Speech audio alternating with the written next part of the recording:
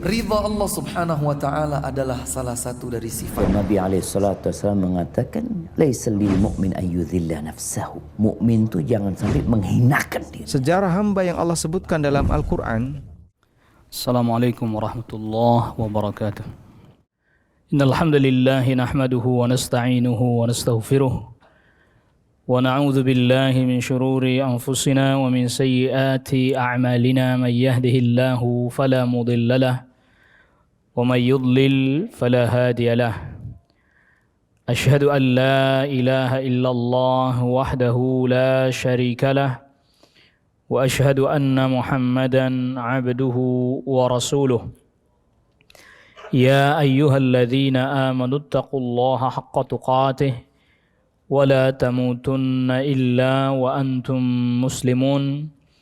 Ya ayyuhan nasu taqu rabbakumul ladzi khalaqakum min nafsin wahidah wa khalaqa minha zawjaha وبث منهما رجالا كثيرا ونساء واتقوا الله الذي تساءلون به والأرحام إن الله كان عليكم رقيبا يا أيها الذين آمنوا اتقوا الله وقولوا قولا سديدا يصلح لكم أعمالكم ويغفر لكم ذنوبكم ومن يطع الله ورسوله فقد فاز فوزا عظيما أما بعد.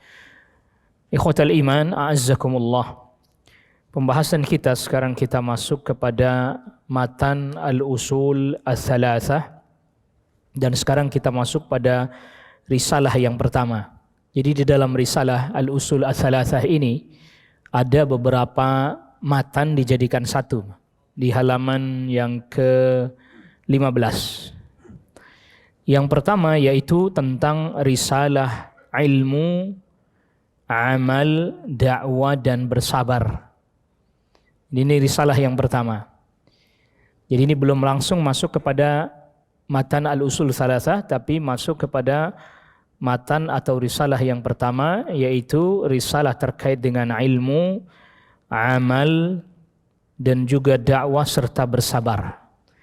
Berkata Asy-Syaikh rahimahullahu taala, "I'lam rahimakallah annahu yajibu alaina ta'allumu arba'i masailah."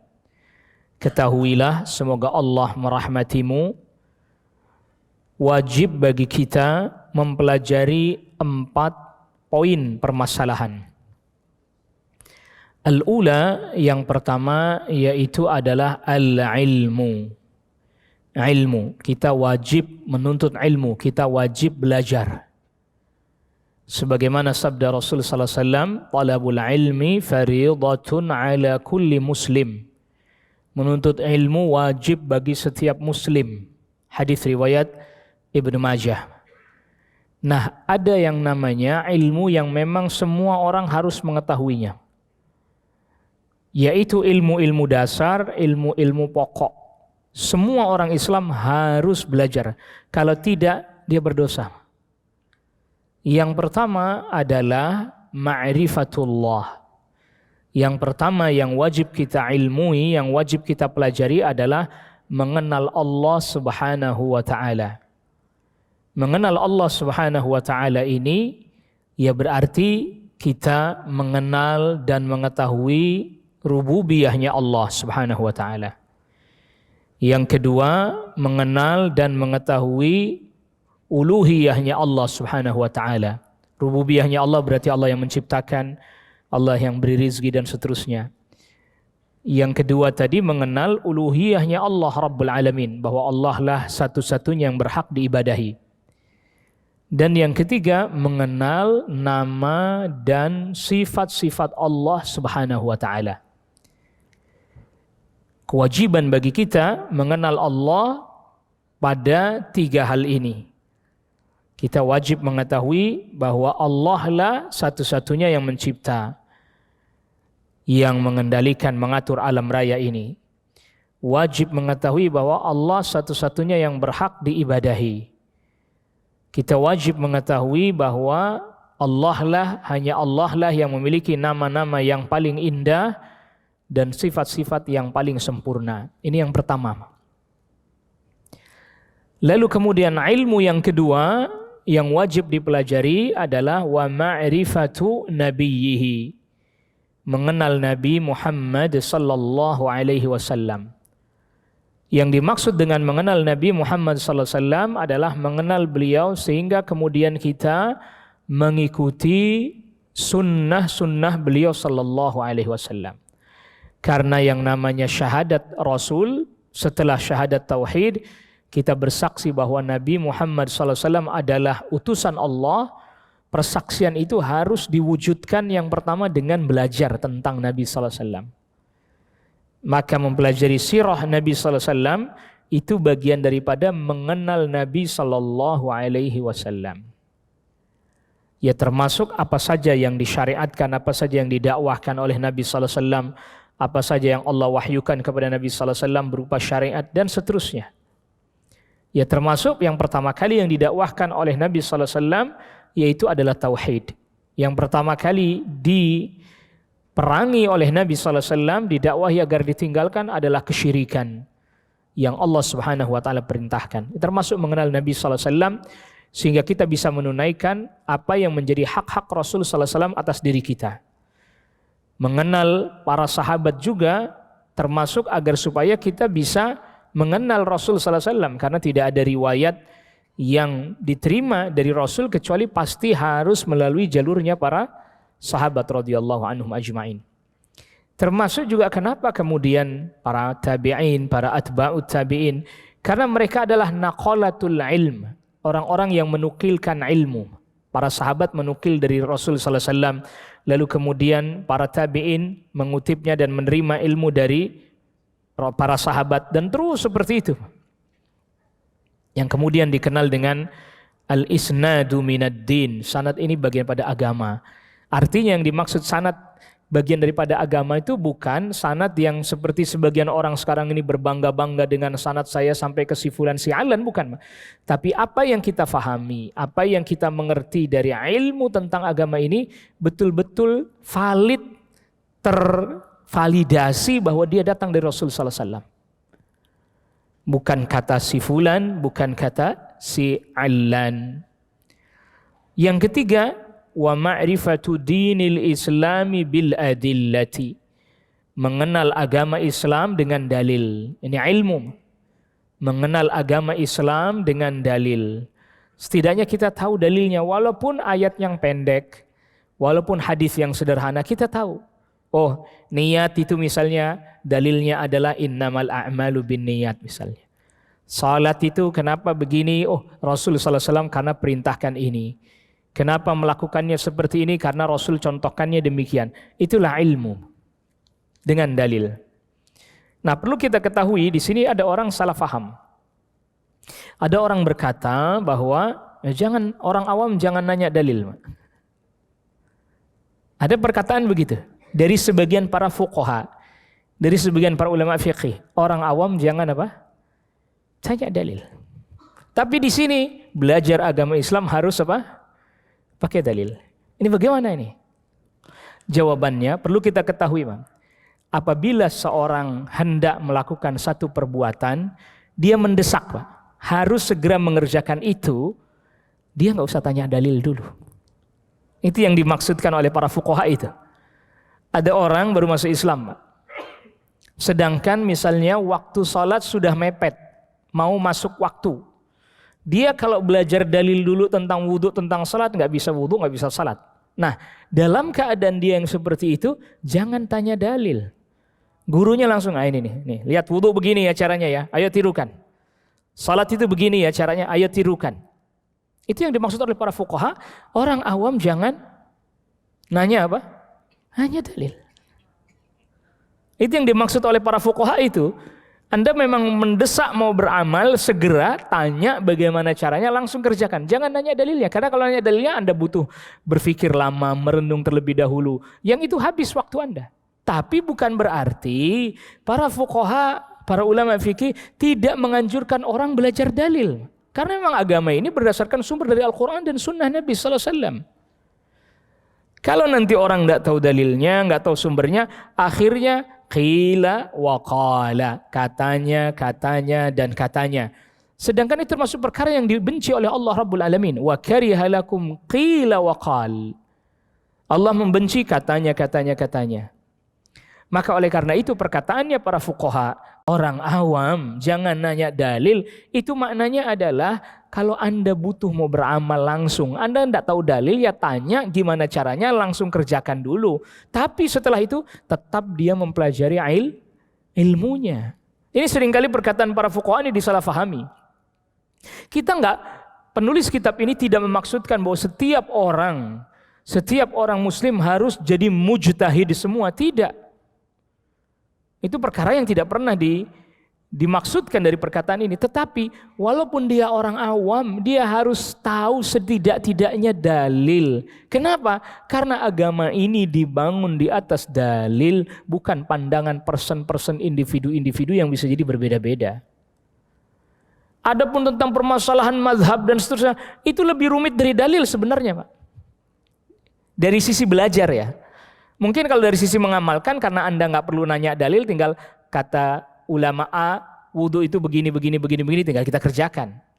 Dari sisi itu terlihat mudah. Tetapi dari sisi nanti Anda sudah mulai masuk terjun di dalamnya, banyak sekali kerumitan. Dan bermazhab itu bukan tujuan. Ini orang yang seringkali salah paham. Bermadhab itu cuma salah satu metode dalam mempelajari dan mengkaji fikih bagi orang yang memang ingin menjadi seorang pengajar, apalagi mufti, orang berfatwa. Lah kalau orang awam, madhab A begini, madhab B begini, madhab C begini, setiap madhab dalilnya ini, lalu kemudian yang ini dalilnya ini, yang kuat adalah ini, berdasarkan ini.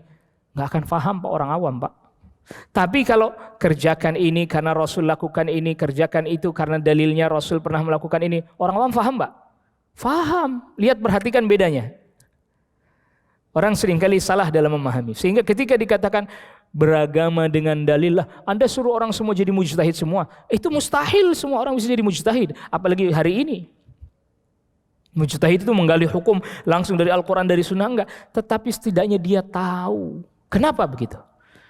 Jangan sampai kita seperti Al-Yahud ataupun An-Nasara. Terlebih lagi An-Nasara. Mereka nggak pernah tahu kitab sucinya dari A sampai Z. Nggak pernah tahu amalan yang dikerjakan, dalilnya apa, sumbernya apa. Kecuali hanya dapat informasi dari gurunya tanpa dia mengakses langsung kitab sucinya. Atau terkadang bahkan dia nggak bisa akses langsung kitab sucinya. Bahkan nggak pernah dibaca. Tidak seperti ini, maka oleh karena itu kembali kepada Al-Quran, kita akses kitab suci kita baca, kita pelajari, kita fahami dengan makna yang memang sudah dijelaskan juga oleh para ulama. Ini agar supaya dibedakan, karena seringkali sekarang yang disebarkan itu belajar agama orang awam nggak perlu nanya dalil, sedangkan di sini pakai dalil. Jadi gimana nih maksudnya? Tetap harus dalil dijelaskan. Agar orang familiar, oh ini hadisnya ini dalilnya ini hujahnya ini, gitu. Bukan dia mau jadi seorang ahli fikih yang menguasai banyak mazhab, bukan. Setidaknya dia beramal punya hujah. Dan seorang awam dia beramal nggak tahu mazhab, tapi dia dijelasin sama gurunya dalilnya ini, dia amalkan, itu cukup menjadi hujah bagi dirinya nanti di hadapan Allah Rabbul Alamin. Bukan berarti kita katakan bahwa guru kita lebih alim daripada Imam Syafi'i, bukan. Dikasih tahu, Pak Ustadz saya tanya, amalan begini dalilnya apa? Rasul bersabda demikian, hadis sahih riwayat Imam Muslim. Jadi pegangan buat dia sudah. Nanti di hadapan Allah itu jadi hujah buat dia. Kenapa Anda kerjakan begini? Ini karena ada Rasul perintah begini. Guru saya menginformasikan, saya ngecek periksa, emang begitu hadisnya. Jadi hujah, Pak. Bukan gurunya yang jadi hujah, bukan. Tapi apa yang disampaikan oleh gurunya yang jadi hujjah. Nah, ini yang perlu difahami. Orang seringkali tidak paham begitu. Ya, bermadzhab itu bukan tujuan beragama, enggak. Itu hanya salah satu cara mempelajari salah satu ilmu, cabang ilmu agama, fiqh. Nah, ini yang pertama. Jadi kewajiban yang pertama bagi setiap muslim adalah menuntut ilmu, belajar, mengenal Allah, mengenal Nabi SAW, mengenal agama Islam dengan dalil. Kita kadang kenal Nabi aja Pak hanya dalam beberapa momen. Nabi lahir, kita diceritain tentang kelahiran beliau. Nabi Mi'raj, diceritain tentang Mi'rajnya. Nabi hijrah, itu aja hijrahnya meleset juga. Dikira orang-orang ngira, kebanyakan orang. Nah ini juga boleh dibikin kuesioner selanjutnya. Bulan apa Rasul hijrah? Kira-kira jawaban orang apa jawabnya Pak? Muharram Pak jawabnya. Padahal Nabi hijrahnya bukan bulan Muharram Pak. Nabi SAW hijrah itu baru keluar dari Makkah akhir bulan Safar. Sampai di Madinah 12 Rabiul Awal. Muharram baru diizinkan orang hijrah. Jadi kita kadang kenal Nabi pun hanya momen-momen tertentu aja. Perang Badar masih banyaklah diceritakan. Perang Uhud masih banyaklah diceritakan. Kemudian perjanjian Hudaybiyah, perang Khandaq, perang Hunain. Masih banyak berarti momen-momen tentang perjalanan kehidupan Rasul sallallahu alaihi wasallam yang kita belum tahu. Meleset dari diri kita. Kapan ditetapkannya tahun Hijriyah? Nah, kita tidak tahu. Hal itu terjadi pada zaman Khalifah Umar. Dan itu sebabnya administratif, sebab administratif Pak. Bukan sebab karena faktor ada syariatnya. Ada dua orang bertikai, berselisih, datang pada khalifah. Yang satu nuntut supaya si A menuntut supaya si B bayar hutang. Si B nggak mau bayar hutang. Tapi kata si A, ini ada perjanjian, kita bayar hutang. Kamu harus bayar hutang. Ini surat perjanjiannya, dihadapkan pada khalifah, ini surat perjanjiannya Rasul. Khalifah ini perjanjian kami bayar hutang. Dilihat. Kamu bayar hutang, sekarang bulan Muharram. Dia ngeles nih. Kan nggak ada tahunnya khalifah katanya. Jadi tahun depan Muharram juga masih Muharram katanya. Saya mau bayarnya 10 tahun yang akan datang asal Muharram. Sesuai perjanjian, kan nggak ditulis tahunnya. Khalifah Umar langsung berembuk sama sahabat. Gimana nih? Ini nggak ada tahunnya, nih orang bahaya ini. Itu sempat ada dari sebagian para sahabat mengusulkan. Kalau gitu kita ngikutin kalendernya Romawi aja. Kalender Romawi. Yang kita pakai Masehi itu kan, yang kemudian ada revisi sampai yang terakhir ini disebut dengan Gregorian Calendar. Masehi yang kita pakai itu disebut dengan Gregorian Calendar. Nggak mau, Khalifah Umar nggak mau, nggak. Kalau begitu kita pakai penanggalannya Persia aja. Persia berdasarkan nama-nama bulannya, sebagiannya berdasarkan nama raja mereka, Kisra mereka. Enggak. Khalifah Umar nggak mau. Gimana kalau kita berdasarkan hijrahnya Rasul mengizinkan hijrah? Oh itu bisa tuh. Jadi ketika ditetapkan zaman Khalifah Umar itu sekitar tahun 16 atau tahun 17. Ketika ditetapkan bukan tahun 1 Pak. Karena tahun 1-nya di sana sudah lewat. Ketika Rasul mengizinkan hijrah. Pas ditetapkan tahun 16 atau tahun 17. Nah, tulis. Berarti tahun depan aja. Kalian berdua datang sini lagi kalau masih belum beres. Tulis Muharram tahun 17. Ini ditetapkan tahun 16, tahun depan tahun 17. Nanti kalau orang ini masih ngeyel lagi bawa ke sini. Tentu karena alasan ini alasan administrasi Pak. Pasti kita nggak akan dapati dari Khalifah Umar doa awal dan akhir tahun. Bukan nggak boleh doa, jangan salah faham lagi ntar nih. Bukan nggak boleh doa Pak. Berdoa silahkan aja. Cuman kemudian dispesifikkan dengan lafaz tertentu, dengan redaksi tertentu, dengan tata cara tertentu. Seperti dibaca 3 kali sebelum maghrib, yang doa akhir tahun, lalu dibaca lagi doa awal tahunnya setelah maghrib. Ini pasti nggak ada. Nah, karena kita nggak terbiasa tadi agama Islam dengan dalil, nggak ada Pak selama ini yang nanyain dalilnya. Sama, saya juga dulu nggak pernah nanyain dalil itu. Nggak ada yang nanyain dalilnya. Kok ada doa akhir tahun? Kok ada doa awal tahun? Dari mana ya datangnya? Bukan nggak boleh doa nih lain. Adapun Anda malam pergantian tahun tengah malam bangun sholat berdoa itu mah tiap malam. Memang itu waktu diijabah ketika Allah Rabbul Alamin turun ke langit dunia sepertiga malam yang terakhir. Tapi menspesifikkan, nah itu karena kita tidak terbiasa dengan dalil. Akhirnya yang terjadi seperti ini. Akhirnya sebelum beramal, karena ilmu dulu kan tahu, oh ini dasarnya ini, baru diamalkan. Maka yang kedua adalah wal amalu bih, mengamalkannya. Jangan dibalik. Udah diamalin dulu, baru cari dalil-dalil yang kira-kira mendukung amal. Ini polarisasi terbalik ini. Kita telah dipola begitu, udah kerjain dulu. Padahal tadi kita sudah bilang bahwa kecuali kondisi Anda mepet. Saya buru-buru, atau tadi orang baru mau masuk Islam, masa dijelasin dalil ya nggak bakal ngerti. Udah ajarin dia cara wudhu. Nih wudhu tuh gini ya. Sholat tuh gerakannya gini ya, bahkan bacaannya mungkin belum bisa hafal, tapi gerakannya ikutin. Karena dia waktunya mendesak, Pak, dalam kondisi yang mendesak. Kita kan nggak mendesak orang dari brojol, walhamdulillah muslim.